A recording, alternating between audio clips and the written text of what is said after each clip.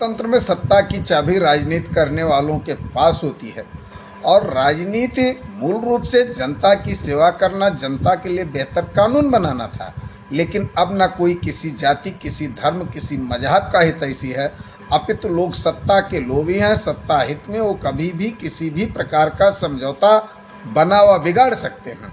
ऐसा ही उदाहरण उत्तर प्रदेश में आज एक बार पुनः देखने को मिला है कि जबकि ओम प्रकाश राजभर ने खुद यह फैसला करते हुए बताया है, खुद स्टेटमेंट देते हुए बताया है कि जो ओम प्रकाश राजभर अभी बीते विधानसभा चुनाव में अखिलेश यादव को मुख्यमंत्री बना रहे थे और अखिलेश के मंच से भाजपा को कोस कोस कर, पानी पी पी कर गाली देने का काम कर रहे थे, वो ओम प्रकाश राजभर अब भारत के गृह मंत्री अमित शाह के साथ अपनी फोटो साझा करते हुए एनडीए के साथ लोकसभा चुनाव लड़ने की बात कर रहे हैं। देखिए क्या कुछ कहा ओम प्रकाश राजभर ने।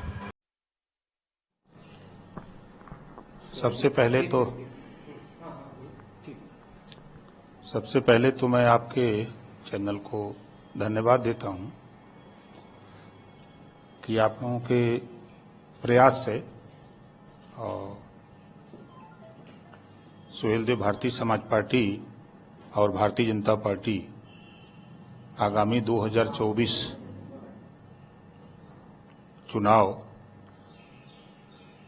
मिलकर लड़ने का जो 14 तारीख को दिल्ली में माननीय अमित शाह जी से मुलाकात हुई और लगभग 1 घंटे विभिन्न बिंदुओं पर जो गरीब, कमजोर, वंचित, शोषित, पीड़ित हैं उनके उत्थान के लिए और जो समाज में जरूरत है कि चाहे थाने की समस्या हो, तहसील की समस्या हो, ब्लॉक की समस्या हो, जो गरीब कमजोर हैं उनको छतरी की आवश्यकता थी।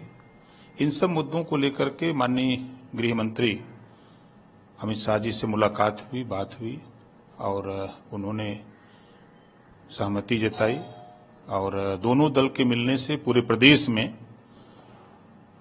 एक बड़ी ताकत पैदा होगी और जो लक्ष्य है देश के प्रधानमंत्री माननीय नरेंद्र मोदी जी का कि गरीबों का उत्थान, कमजोरों का उत्थान, पिछड़े दलित अल्पसंख्यक का उत्थान, जो उनकी सोच है उस सोच को आगे बढ़ाने में बड़ी मदद मिलेगी।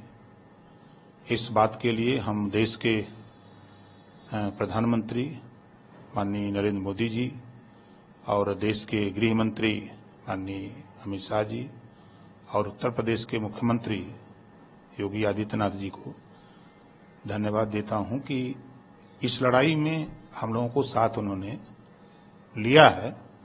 इसके लिए हम तीनों लोगों के आभारी हैं। इसके साथ ही सर आपने पहले ये बात कही थी कि सपा, बसपा, आरएलडी और कांग्रेस अगर सब एक साथ मिलकर आते हैं तो मैं भी उनके साथ जुड़ूंगा। भाई मैं इंतजार कितने दिन करूंगा। मैं लोगों से प्रयास किया बात करने की, लेकिन कभी उधर से कोई रिस्पांस नहीं आया। तो समाज हित में, देश हित में, गरीब, कमजोर, वंचित, शोषितों के हित में जो लड़ाई हम लोग लड़ते हैं, चाहे वो महिलाओं की हो, नौजवानों की, किसानों की हो, गरीब की, असहाय की हो, तो उस लड़ाई को आगे बढ़ाने के लिए जो काम भारतीय जनता पार्टी माननीय देश के यशस्वी प्रधानमंत्री नरेंद्र मोदी जी के नेतृत्व में जो लड़ी जा रही है, माननीय गृह मंत्री अमित शाह जी, माननीय यूपी के मुख्यमंत्री योगी आदित्यनाथ जी के नेतृत्व में जो लड़ाई हो रही है, उस लड़ाई में हम लोगों ने कदम बढ़ाकर साथ चल करके इस लड़ाई को आगे बढ़ाने का प्रयास किया। आपने काफी समय पहले ही ये बात कह दी थी कि समाजवादी, जिस तरह कांग्रेस से कई नेता टूटे हैं उसी तरह समाजवादी से भी कई नेता अलग हो जाएंगे और भारतीय जनता पार्टी शामिल होंगे। इसी क्रम में मंत्री दारा सिंह जो थे वो समाजवादी पार्टी से हटकर भारतीय जनता पार्टी में है। आपकी बात एकदम सही साबित हुई। देखिए, हम कभी झूठ नहीं बोलते। जो बात मैं कहता हूं, डंके की चोट पर सीना ठोक के कहता हूं, वो आपके सामने रहा और इस नाते हम कोई भी चीज कहते हैं तो बहुत सोच समझ के कहते हैं। क्या लगता है सर, अभी और भी जैसे कि बताया था आपने कि कई बड़े चेहरे हटेंगे समाजवादी से, तो क्या इसी क्रम में और भी कोई चेहरे हैं जो हट सकते हैं? तो देखिए, अब इंतजार करिए आगे क्या क्या होता है। मैं सिर्फ इतना कहूंगा कि अब उत्तर प्रदेश में भारतीय जनता पार्टी सुहेलदेव भारतीय समाज पार्टी और हमारे जो सहयोगी दल हैं, अब उत्तर प्रदेश में लड़ाई नाम की चीज कोई नहीं रह गई है। अब चाहे जो जितना बोल ले, हल्ला कर ले, चिल्ला ले, धरातल पे अब कुछ बचा नहीं है कि जो कोई मोर्चा बना के लड़ाई लड़ ले। अब जो लक्ष्य है, भारतीय जनता पार्टी ने जो लक्ष्य रखा है, उत्तर प्रदेश में जो माननीय भूपेंद्र चौधरी जी के नेतृत्व में जो लड़ाई हो रही है, चाहे हमारे दयाशंकर सिंह जी परिवहन मंत्री जी हों, चाहे ब्रजेश पाठक जी हों, चाहे केशव देव मौर्य जी हों, चाहे स्वतंत्र देव पटेल जी हों, चाहे संजय निषाद जी हों, चाहे अनुप्रिया पटेल जी, ये सब लोग जो जगह जगह इस तरह का जो लड़ाई की शुरुआत है, उस लड़ाई में अब कोई टिक नहीं पाएगा। तो आपका मतलब है कि आप, संजय निषाद और बाकी के जितने भी मंत्री हैं, सब साथ मिलकर अब लड़ाई लड़ेंगे? भाई, जब सब लोगों का लक्ष्य एक है, लड़ाई एक है, तो फिर अलग होने का सवाल कहाँ है। सब लोग एक साथ मिलकर के जो लक्ष्य है कि हम गरीब, कमजोर, शोषित, वंचित, पिछड़े के हित, उस लड़ाई में सब लोग मिलकर लड़ा जाएगा। इसके साथ ही क्या कुछ भी आंकड़ा भी जाहिर हो सकता है समाजवादी पार्टी से विधायक जो नेता है उनके हटने का, या कोई एक नंबर हो कि कितने लोग हट सकते हैं, या कोई एक और नाम हो? देखिए, हमने प्रमाण दिया है आपको, अब इंतजार करिए। मैं बार बार कहता हूं कि समय का इंतजार करते रहिए, सब ठीक होगा।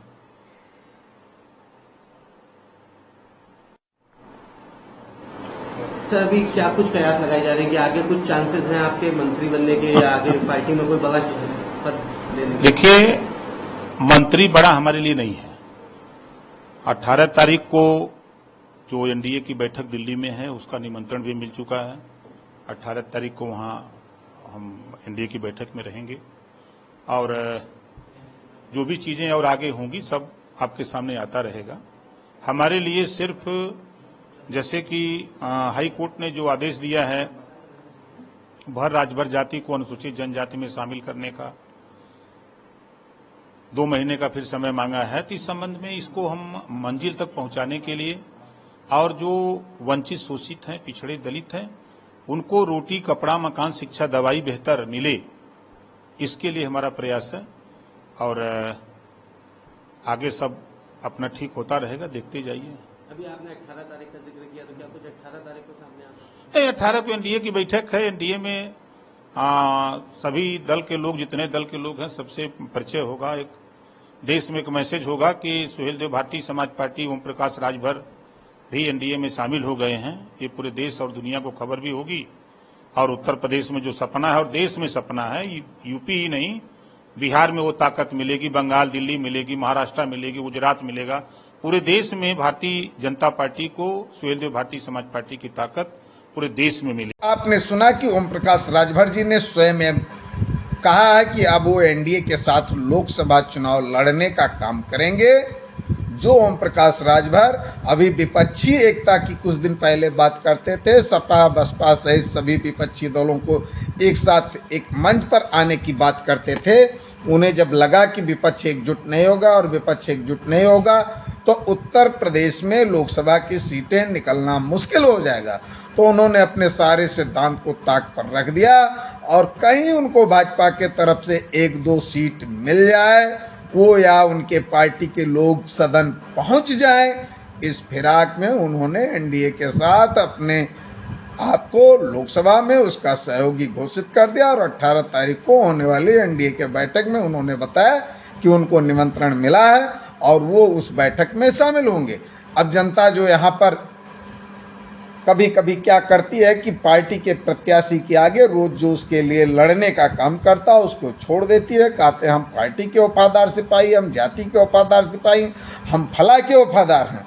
उन्हें इस बात पर विचार करना चाहिए कि ये राजनीति करने वाले अधिकांश लोगों की स्थिति ओम प्रकाश जैसी हो गई। वो सत्ताहित कभी भी किसी के साथ हाथ मिला सकते हैं, किसी भी मंच पर जा सकते हैं।